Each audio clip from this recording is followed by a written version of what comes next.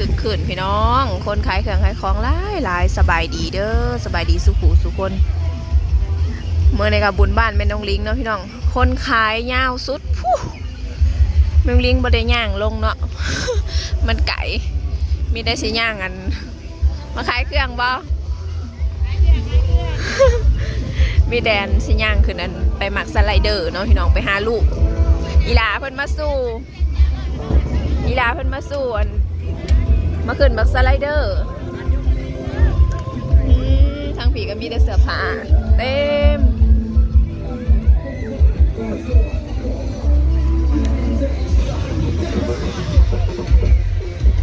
คนร้ายคือเพราะว่า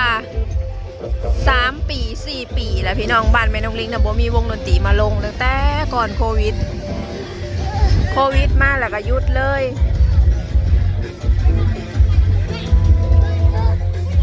หลายคือของอยู่ของกินก็หลาย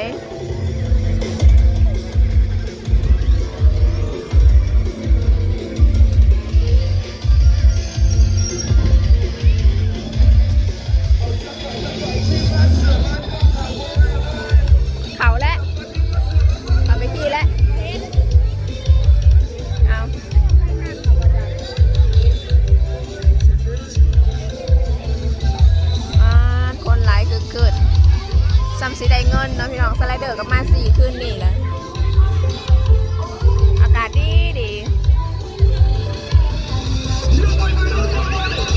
เมื่อนี้แม่น้องลิงกับพาน้องลิงมาขี่คือเก่าเพราะว่าเมื่อคืนนี้เพิ่นนอนรับ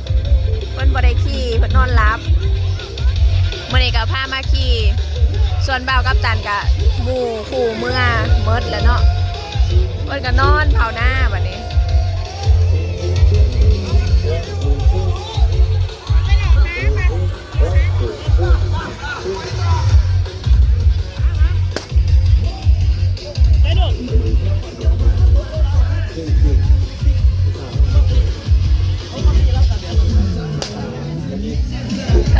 เราเห็ดคักแบบว่ามีกี่ฝุ่นเลยนี่เราปูเลย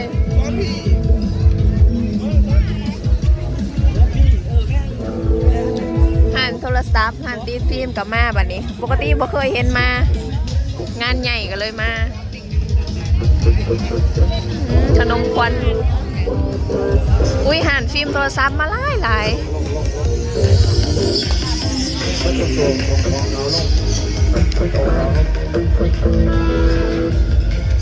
ที่บอลเราลง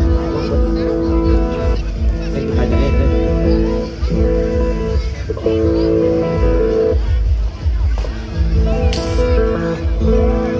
บางอย่างว่าดังซ้ำเลยแต่ว่าพ่อฟังจะเล่นพ่อคนขายของสุดทางโทรศัพท์เคยถ่ายกับโบมี่ได้สิเห็นกันโมเมนต์พาลูกขึ้นหรอบ่เคยเถาพาเด็กๆลงมาก่อน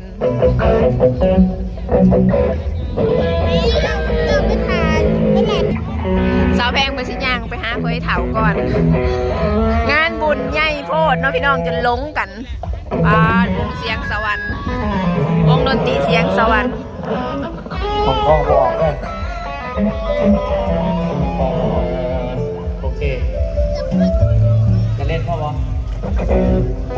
เอาคอมโมตา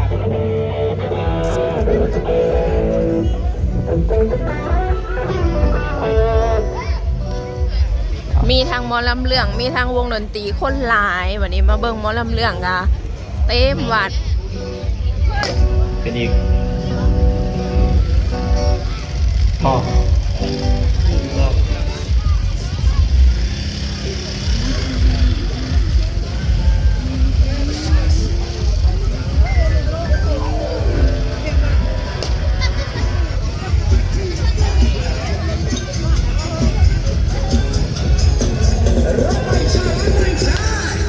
ซ้ำเที่ยวงานบุญทรงเพื่อสวรรค์เขตเลยพี่น้อง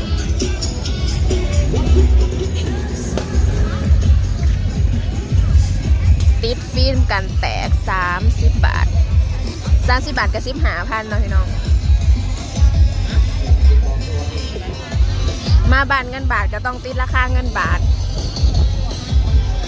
ถ้าไปในเมืองก็เห็นติด10,000 กีบ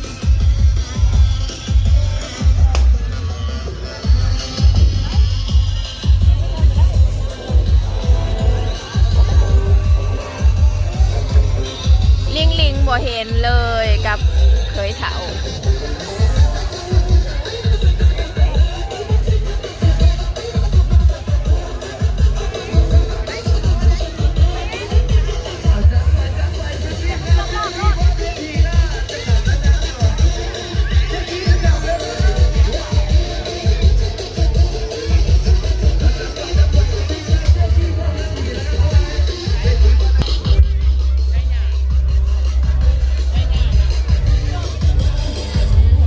ลายคือเกินเล็กหน่อยก็ลายพี่น้องเมื่อนี้เซียนที่แล้วหมดเวลาไว้เนี่ยเราเมื่อนี้เล็กหน่อยสไลเดอร์3-4 เพลงก็สิได้ลง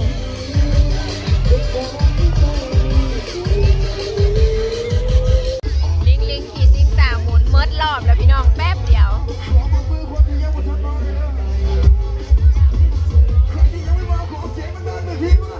ขี่แป๊บเดียวเมิดรอบแล้ว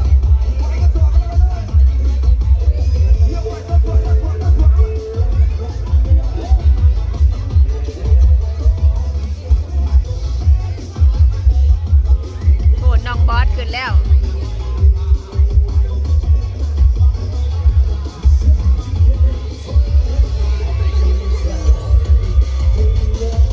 บอ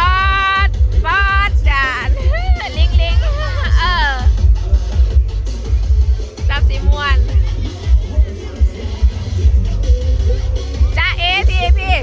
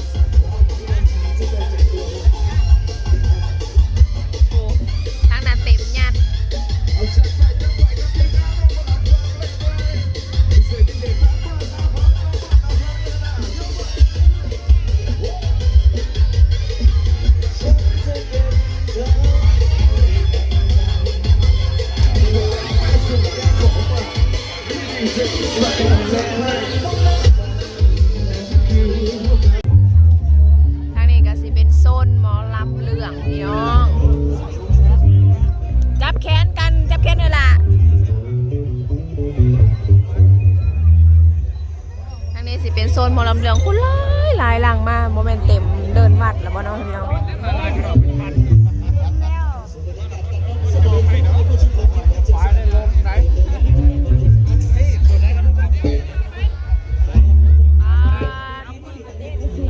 ไปบ่ได้เลยพี่น้องคนเต็มยัดเลยสุมีเวลานาทีกับยำจอโมเข้ามาเด้อพี่น้องเด้อขอเสียซึ่งท่านได้ข่าวทางบ้านไล่บ้านหน้าหอยปังเด้ออีพอเด้อขึ้นมาบ้านคนระเบียบได้ทำขึ้นมาดิเนาะว่าลาการสั่งสรรค์งานการสั่งงานกับทุกคนก็ดีเนาะมันก็จะเป็นเฉพาะเจ้าจงเกี่ยวกับการจัดสรรงานก็ขอเสียซึ่งทั้งพอเด้อทั้งการได้ข่าวทางบ้านในบ้านหน้าห้วยปังดูว่าสิเป็นผู้ที่เขาไปสอบเวียกงานบนแต่ละด้านสังคมเวียกงานทางหลักกฎหมายอยู่มาบ้านกฎระเบียบสปอร์ตเจ้าจงไอพี่ให้น้องปีนบอกแอนแฟนผู้กองที่เดินทางมาในบอลในภาคในส่วนคณะเพชรร่วมดาวเนาะเอาอาจารย์ปกติเซ็กซ์เศร้าเสียบจังหวะนี่เด้อเพชรรวมดาวทิ้งซาซึ่งก็น่าจะต้องปลอบใจแม่ห้างในจังหวัดหนึ่ง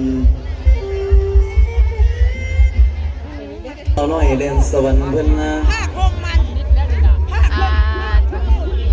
คนร้ายแย่ๆอัดเลย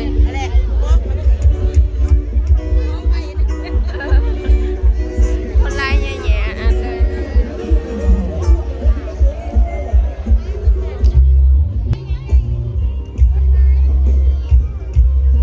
เอายั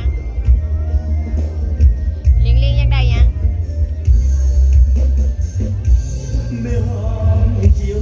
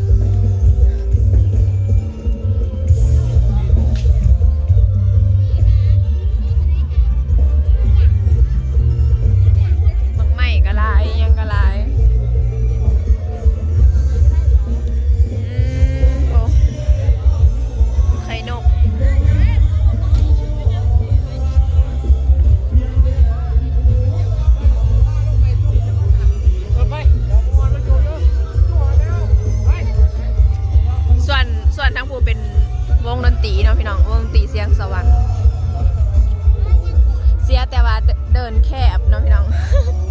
เดินแคบมาหอดนี่ก็สิขอปิดคลิปเลยเด้อ